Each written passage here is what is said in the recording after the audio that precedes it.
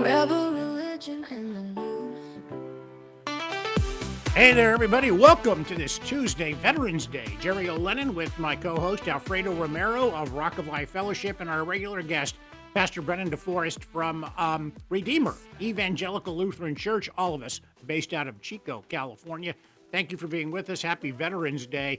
Let's get right to Veterans Day. Let's just talk very briefly about that. We'll mention some of the things that are going on in case you want to go to one of the celebrations or memorials, not memorial services, but just regular services. I think people get mixed up between Memorial Day, which recognizes the war dead, Yes. and Veterans Day, which is all inclusive for everybody alive and who have passed on. Yes, yes.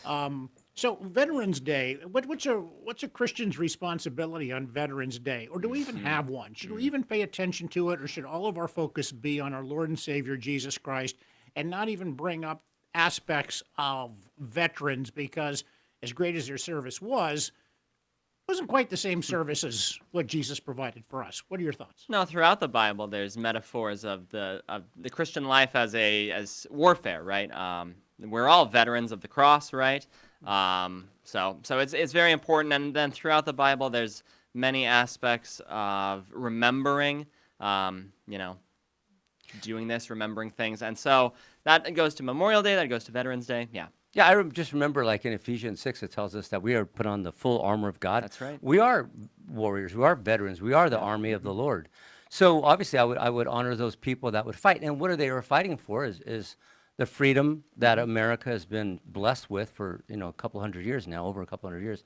And whether people want to agree or not, we were founded on Christian values, and a lot of people were fighting for freedom and their Christian freedom and values. So I'm all for Veterans Day. I had a lot of guys that served in my family.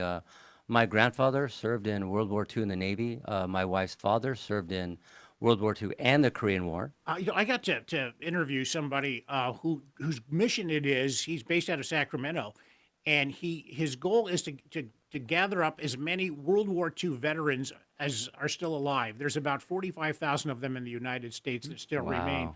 And what he does is he gets the medals that like, for example, when the war ended, many people who were servicemen just went home, and they had lots of medals that they were due, and they never got them because they just went on living their life. It didn't seem like that big of a deal. And he makes it his mission to get these medals to these specifically World War II veterans. And he talks about how, well, I guess we all know this, how humble they are.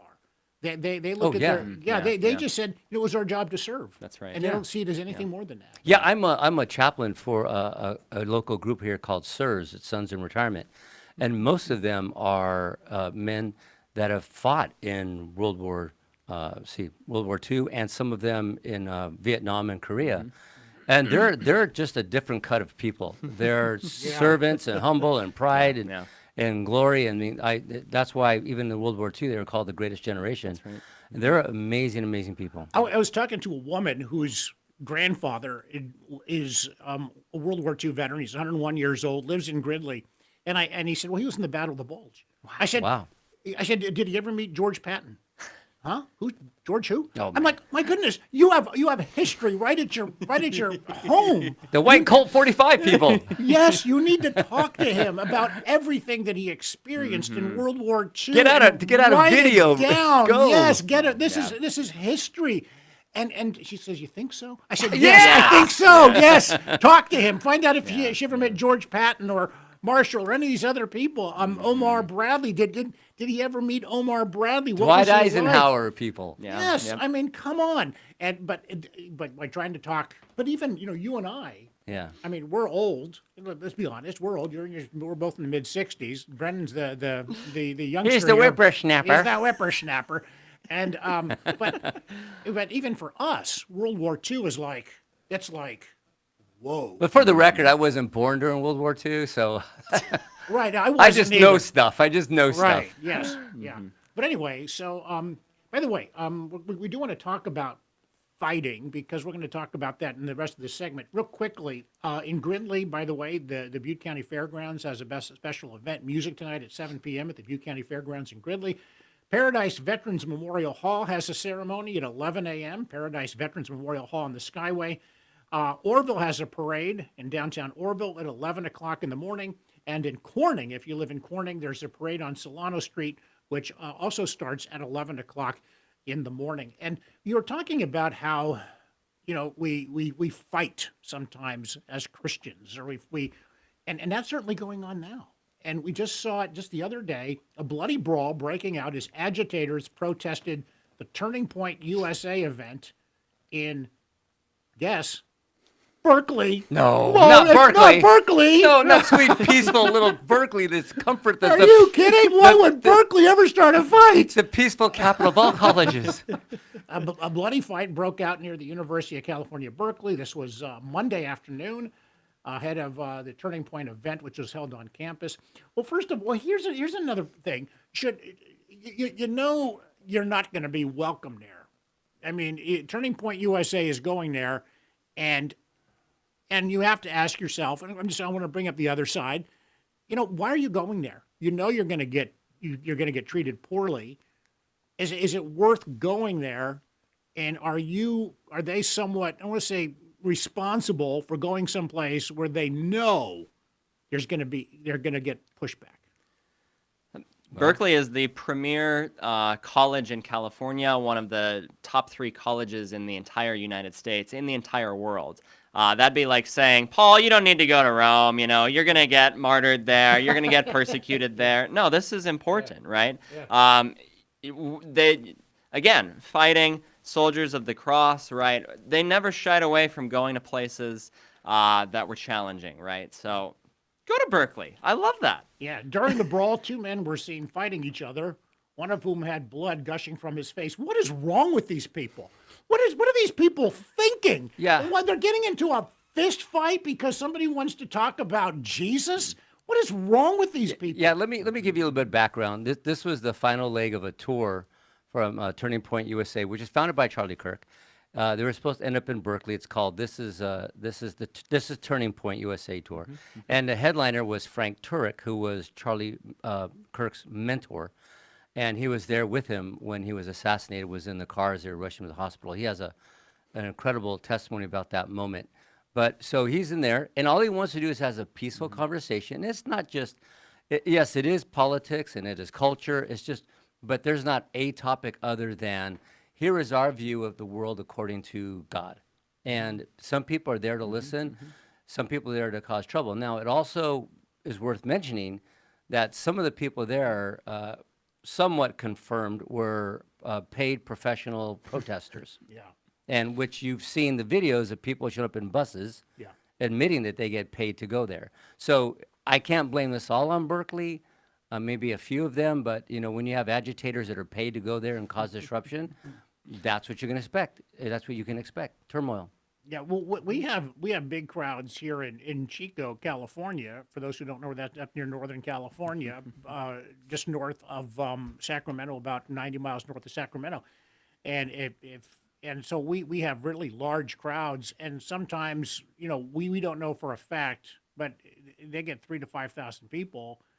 I mean, it's hard to imagine that some of those people aren't brought in from other locations. But I can't say that officially, but it's not unusual for them to go to even peaceful places like Chico. Oh, yes. And at least let their voices be heard. And of course, there's nothing wrong with that.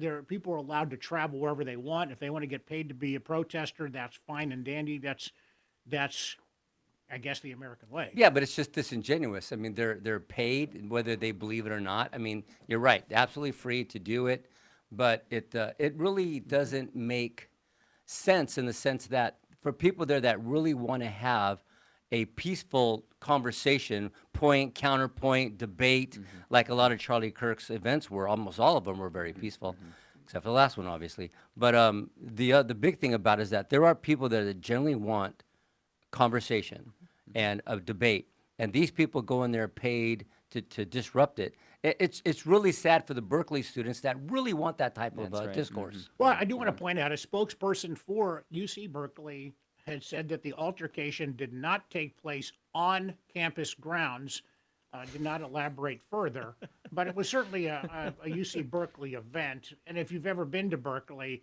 it is pretty widespread out, and you could be I've been literally just off campus, maybe 50, 20, 100 feet, 20, 30 yards, and you're off campus, but you're kind of really part of the campus. Yeah, technically off campus, but it's. I saw some of the videos and stuff, and even when Frank Turek was trying to, who I actually watch quite a lot. He's actually a very good apologist in apologetics. He'll take on debates, and they're always peaceful and quiet. And I've seen him have people against him angry, and he's always calm. And he's, look, you can share your viewpoint. I understand. You have freedom of speech. Now let me tell you my viewpoint. Just be patient. So I respect him for that. Right. One of the individuals said I wanted to go to UC Berkeley, a student, because it is so progressive and liberal in their views, and he wanted to provide evidence that Christianity was indeed true. Well, you went to the wrong place, because that it certainly seems like it based on what's going on over there. But again, I think you make a really good point. If these are paid agitators, you don't know if this is really representative of UC Berkeley as a whole, and that's unfortunate because what's going to happen, there might come a time where some of these Turning Point USA events, they might just be tempted, I say, to throw up their hands and say, we can't accomplish anything because we're going to get shouted down and pushed back, and we're not going to be able to accomplish anything. How does a Christian battle that? I think that they're strong enough. I mean, knowing that this is taking place, that strengthens you, right? For further dialogue, for further fighting, right? It's a good thing, The church, some scholars say the church has been built on the blood of the martyrs, as they, gave the confession that Jesus Christ is the Lord and Savior, right? So, I think that this is a very good thing. I don't think Turning Point USA will stop going to colleges like that. I think it's going to get even more prevalent in these colleges because since Charlie Kirk's assassination, the last number I heard was that there were 70,000 new applications to have a branch of Turning Point USA in colleges and in high schools. Yeah. Keeping up the fight. We're going to take a break. When we come back, an article that drew some interest from the three of us. 7 church traditions that should no longer continue. See if you agree or disagree when we come back.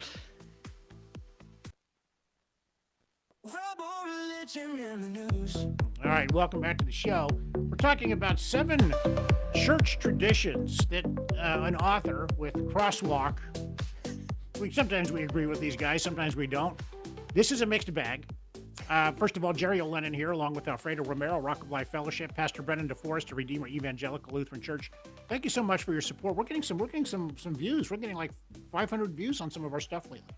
Yeah, That's great. the good news is if you want to be able to hear or make a comment, go to our YouTube station. It's on YouTube. It says Rebel Religion the News, and you feel free to comment, ask us questions. We periodically will read those comments. And we'll kind of give you some answers to some of the questions you've asked. Now, we did a show on Nigeria last week on the Christians being killed in Nigeria. We had over 576 views and several comments, believe it or not, pro and con. I mean, we had some Muslim reaction and we had some Christian reactions that differed. And by the way, if you have questions, if you're new to Christianity and want to learn more, you can contact one of these gentlemen, Pastor Brennan DeForest, Redeemer Lutheran Church, or Alfredo Romero, Rock of Life Fellowship. Just say, hey, I want to learn more about Christianity. Somebody will get in touch with you. Okay. Yep. Is this a tradition that should be continued? Wearing your Sunday best. Yeah, I think so. Suit and tie? So, you can be a little bit more dressed down than that.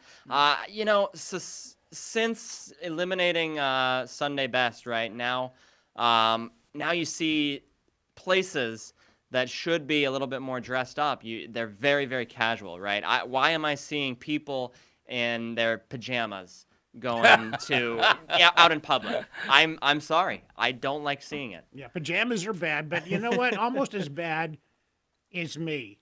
Sometimes I go in sweats. And that's not acceptable, and I feel very badly about that because it reminds me of the Seinfeld episode when Jerry's talking to George. You know what you're telling the world? I give up. I give up on life. You're wearing a golf shirt and sweats and sneakers. You shouldn't be wearing sneakers to church. Well, I guess sneakers are okay if you have nice pants and they're clean, nice sneakers. I guess it's okay. Okay. I'm not on the fence. I'm kind of in the middle. I dress nice. I dress very nice. I don't have suit and tie, but I have very nice shirts, sometimes a vest or some type of a sport coat. So I do dress very nice. But I have people that come in suit and ties. I have kids, college kids come in, t-shirt, jeans, and Yeah, that's I fine mean- with me. I'm okay at that. My dress code is you can wear whatever comfortable. The rule is just have clothes, and I'm fine. I'm fine. Yeah, you don't need to be Dapper Dan, but try to Be modest. Yes. All right, here we go. Another one. Number 2, Sunday evening services. Okay, this guy's verdict. I don't miss Sunday evening services, so I'm not pushing for them to return. Those services made Sundays extremely long, and come Monday morning, no wonder all the church people were so exhausted. Okay, you have Sunday services and Sunday night service. We stopped them. did you? We stopped them. We had low attendance. Right. We were searching for a certain market, and that market was college students. Because I've been in other churches where there's a Sunday night service, they're just booming with college kids because they're done with their homework and everything, and they don't go to church on Sunday mornings. They party Saturday night. They want to sleep in on Sundays, and so that was we tried it and went. I kind of agree because I have a hard enough time when a church service goes 1 minute after 1 hour. Okay, if it goes 61 minutes, okay, I'm starting to fade out. We have a contract with one another. 60 minutes, you're over, move on. But yeah, if an evening service, it does make for a very long day, and sometimes people, Sunday is designed to be a day of rest, certainly to go to church. But I tend to agree that sometimes a Sunday night service would be a little much. Yeah, I think next year we're going to try a Saturday night service. Okay, how about this? Long announcements. All right? I remember when I was younger, back in the 90s, there would be long. Now you got our announcements. We're like, oh gosh, how long is this going to take? You're looking at your back, you got to watch, get your watch. Let's time this. Be like 8 minutes. You're like, come on, just put it in the bulletin and we'll read it and just maybe highlight it. And that's what this guy says. He says, I do like church announcements, but I want them to be short, sweet, and to the point. 3 minutes is fine, but 15 minutes, way too long. I think we're in agreement on this one. How's your announcements? I do put things in the bulletin. I do highlight those. So if it goes longer than 3 minutes, that's wild. So, Yeah, actually, I was at your service on Sunday, and I think it went maybe 40 seconds. Well Yeah. done. Well Yeah. done. Wow. Yes. I'm guilty. We have long, but we have meet and greet, and people walk around. Hey, how you doing? I've never met you before. First time here. Hey, how you doing? I've been here 6 years actually, but stuff like that. Well, those things are good too, because I know over at Redeemer they have like coffee and Yeah, yeah. Danishes. We got kind of that, thing. yeah. Yeah, that's a Come for good the thing. Danishes. Yes. Okay. Church bulletins. It used to be when you walked into the church, a greeter or usher would welcome you. That's still the case, I think. Certainly with the liturgical Oh, yeah. churches. I'm not so sure it's in some of the other churches. And it was like a rundown of what was going to happen. You're going to have this. You're going to da da da da da, and you're going to have the Lord's Prayer, and then you're going to have the prayers of the church, and then all of these different things. So liturgical churches are really big in the church bulletins, right? Yeah, I mean, it contains the intro of the day, which is the psalm of the day, and it contains the special prayer for that Sunday. So the announcements are in the bulletin, right? What's going on for the week ahead. So, and it just reminds us what time we're in, right? It's not just Sunday the 9th. No, it's in sacred time. It's the 22nd Sunday after Pentecost. Yes, I agree with that. But here's the thing. So real quick, we got people that read the bulletins. We have people who just throw them away. A lot of times when we tell people, go to the website, we got the bulletin on the website. Just check us out. But it just seems like maybe the older generation won't go on the website. They want the bulletin. Yeah, I can see that. So I can see that. that's why we still print it. Yeah. The verdict on this guy, a part of me misses the bulletin, but I also recognize that with technological advancements, you can get the same information to people and save some money and a few trees in the process. Not so worried about the trees, but yeah, saving some money is always good. Okay, number 5, talking about church traditions that are outdated and might want to go. All right, having food forbidden in the sanctuary. Oh, Ooh, that's this is a a big one. Okay, I personally am not a fan of it. I think that water bottles are acceptable, but I remember going into church one time with my family. I'm embarrassed to say this now. My kids were young and they didn't know any better. I brought in a cup of coffee, and I really shouldn't have done that. I thought this was a mistake. I should not have brought in coffee, but bringing in bottled water seems okay. I don't know how you guys feel. I guess I'm on the I'm fine with food and such, you know. really? Oh, sure, yeah. I mean, I guess I'm the one who's not cleaning it up, but you know, kids are hungry, you know. Oh, okay, kids. Okay, yes. So you know, you never know what kind of health things people have. Maybe they can't go without an hour and 15 minutes without food, you know. Okay. I just don't want somebody. I'm giving a sermon. Somebody's sitting there, In-N-Out hamburger or something. You know. So when we first opened up, there's no coffee. We got new carpets, new chairs, no coffee. And then after a while, few months, there was so much revolting going on that we said, okay, you can have coffee and water, but we still no food. There's no food. If you, we have a foyer that has all those snacks. If people want to go have a donut or something, go out. There's TVs out there, but no food in sanctuary. It does seem a little disrespectful to me, Yes. unless it's kids or Yeah. somebody who's having like if somebody has some sort of attack on diabetes or something, they Yeah. used to have a Snickers bar or something. Yeah, I mean, Sure, of course. sure. Yeah, but I mean, absolutely. I'm not sure. I mean, I think that people are courteous as well, right? We've got hymns. You would They're think. louder, so maybe I would hope that people would, if they're opening a little protein thing, that they're opening it during a hymn or during a louder part. I just don't want an apple being crunched while I'm preaching. Well, is there any evidence of what during Jesus' times, whether people, like, if you're at the Sermon on the Mount, He fed the 5,000 he fed? Well, yeah, he did. He did. a couple times. Yeah. Yeah, and Well, you know, early church services, they followed a set pattern of reading, you know, exposition from the Old Testament, prayer, usually the Lord's Supper, you know, communion, and then it always ended with a meal, right? Because they met in houses. So, but that was at the end, you know. Yeah. Not exactly part of the church. Yeah, we end with a service. meal. We do that. We have potlucks once a month. You know, hey, sermon's over. Let's go have some food. And that's not in the sanctuary. That's not at so, the sanctuary. yeah. It's across the street in the event center. All number, right. number 6, traditions that maybe need to be removed from churches. I don't think I have an opinion on this one. Seats on the platform. There was a time when the pastors sat on the pulpit. Nowadays, some pastors will actually sit in the pews with the congregation and come up when they need to do something or to preach. The verdict on this fellow is, I like this one because it makes the pastor part of the congregation and not one who sits above everyone else. I don't know. I mean, it seems to me that they are above everyone else in the church. They are the leader of the church, and they should have a place of distinction on the altar. No? I don't know about a place of distinction, but you know, it is helpful to know who the pastor is, especially in a church where there's no vestments, right? Who's the pastor, right? Who's the leader here? Who do I need to talk to? I'm not giving up my throne. No, I'm just kidding. I mean, and for what I do, I mean, I lead the whole service, and so everything's up in the chancel area, you know, up the steps. So it just makes sense for me to be up there. Yeah, we don't have stairs up there. I sit with the people. I sit with the common people. No, but I sit. I just get up. You know, if it's Pastor Tommy's preaching, I'll sit down with everybody else. I don't like. I used to go to a church where the pastors had this prominent place to the side, and I didn't really like that. All right, final one. Is it time to stop passing the offering plates? Here's the view from this fellow who writes, it is safer and keeps the services flow moving. He's a fan of it. It's an outdated church tradition, and it's really not done anymore because most people put their stuff online. And quite frankly, and this is a fair point, you could leave a little tray, you could leave the tray out in the foyer and say during the service, if you'd like to leave your gift, we have a basket there that you could drop off your basket. It does save time. I mean, there's nothing like just sitting there listening to organ music and watching people pass the plate and nobody putting it in. And then you always feel uncomfortable because, well, doggone it, I don't have anything to put in because I already donated online. Gosh, I wish we could, real quickly, thumbs up or thumbs down? I agree 100%. 100%. I agree. We've got a lockbox in the front.